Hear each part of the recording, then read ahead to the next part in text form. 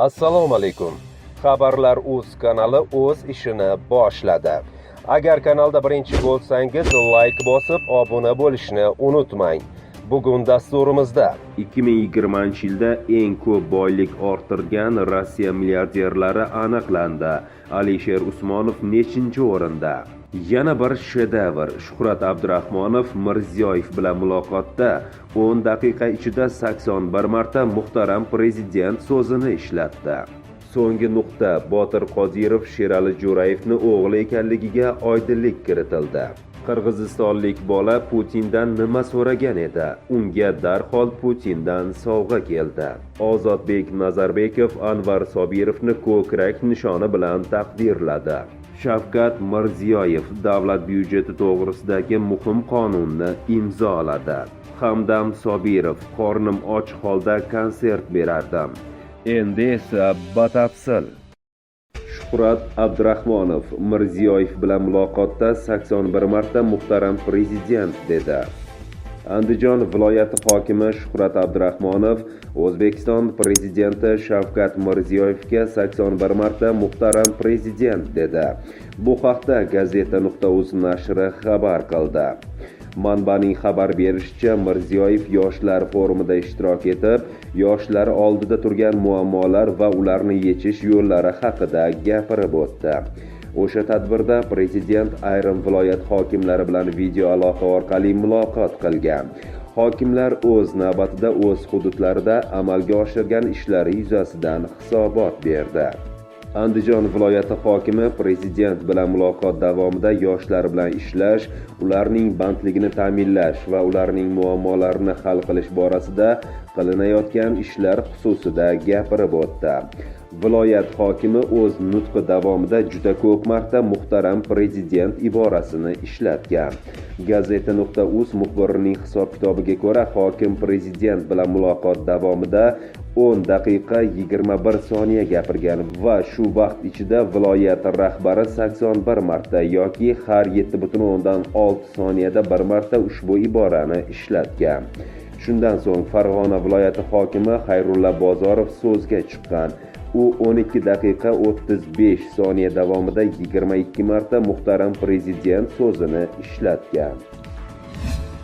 So'nggi nuqta. Botir Qodirov Sherali Jo'rayevni o'g'li ekanligiga oydinlik kiritildi.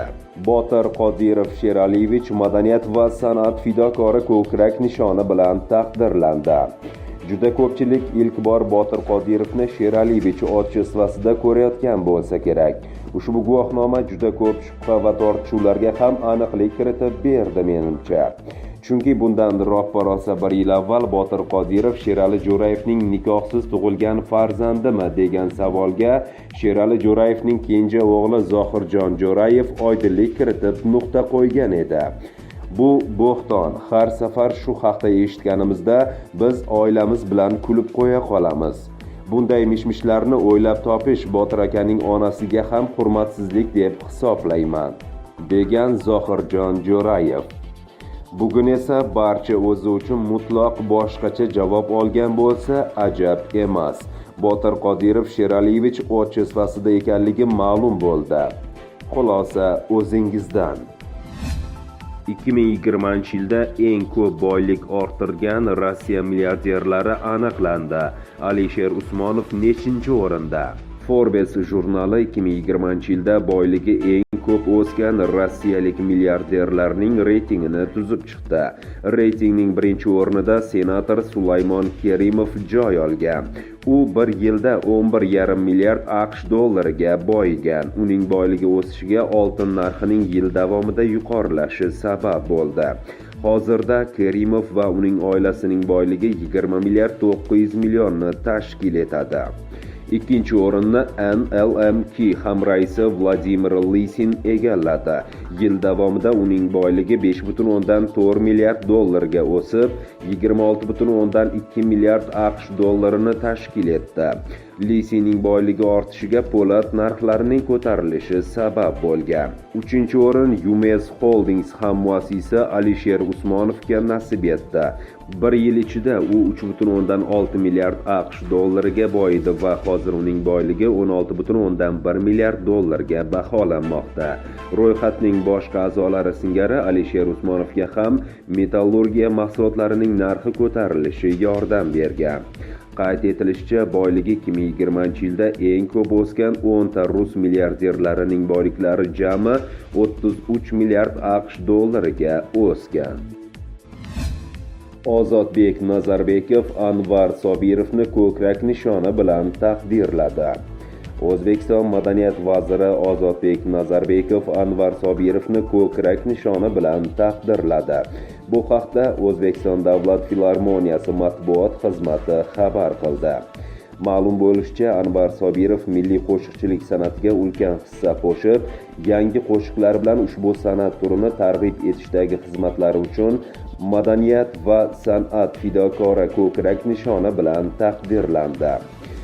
Anvar Karimovich, sizni milliy qo'shiqchilik san'atiga ulkan hissa qo'shib, yangi qo'shiqlar bilan ushbu san'at turini targ'ib etishdagi xizmatlaringizni inobatga olib, Madaniyat vazirligining Madaniyat va san'at fidokori ko'krak nishoni bilan taqdirlanganingiz bilan butun jamoamiz nomidan tabriklab qolamiz, deyiladi xabarda. Prezident Shavkat Mirziyoyev O'zbekiston Respublikasining 2021-yilgi davlat byudjeti to'g'risidagi qonunni imzoladi. Qonun bilan respublika byudjetidan 2021-yilga mo'ljallangan birinchi darajadagi byudjet mablag'lari boshqaruvchilariga ajratiladigan mablag'larning maksimal miqdori tasdiqlandi. 2021-yil uchun individual to'lovlarning quyidagi stavkalari tasdiqlandi. Mol-mulkni ijaraga beradigan jismoniy shaxslar uchun belgilangan minimal ijara stavkalari, ayrim turdagi tovarlarning chakana savdosi huquqi uchun chegara yig'im stavkalari, avtotransport to'lovlari stavkalari. Prezident imzolagan ushbu qonun 2021-yil 1-yanvardan kuchga kiradi. Hamdam Sobirov: qornim och holda konsert berardim. Mango guruhining a'zosi, xonanda va bastakor Hamdam Sobirov Daryo internet nashri uchun eksklyuziv intervyu berdi. Suhbat davomida Hamdam Sobirov Mango guruhida mashhurlikka erishgan davrida oilasiga moddiy yordam bera olmagani, konsert dasturlarida qorni och holatda qo'shiq aytgani haqida so'zlab berdi. Onam Mangoda chiqqanimni televizorda ko'rganlar, juda xursand ham bo'lgan edilar. Lekin mening Mangoda chiqishim hayotimizga hech qanday o'zgartirish olib kela olmagan. Iqtisodiy jihatdan oilamiz qiyin vaziyatga tushib qolganda men olib chiqib keta olmaganman. Masalan, shunday vaziyatlar bo'lib qolganki, hatto oilamga kerak bo'lganida 100 ming so'm ham topib bera olmadim. Lekin o'sha payt Mango guruhida qo'shiq aytardim. Hamma taniydi, men bilan muxlislar rasmga tushadi. Tasavvur qiling, konsertda hamma men bilan rasmga tushyapti. Menga sen zo'rsanda, hech kimni pisand qilmaysan deyishyapti.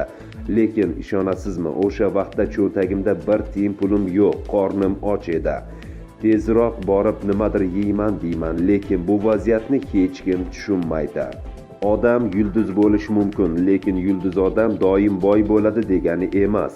Hamma yulduzlar ham boy emas. Bu narsani qanday baholashni men bilmayman.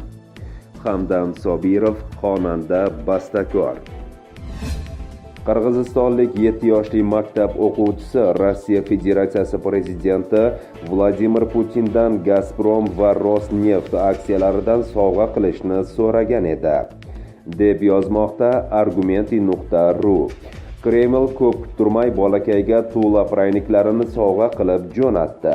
Qolaversa, prezident dastxati tushirilgan portret bilan termokrushkani ham. Voqea ijtimoiy tarmoqlarda hazilga aylanib ketdi. Maktab o'quvchisiga praynik, qolgan xalqqa esa xullas rus xalq maqoli yangicha talqinda.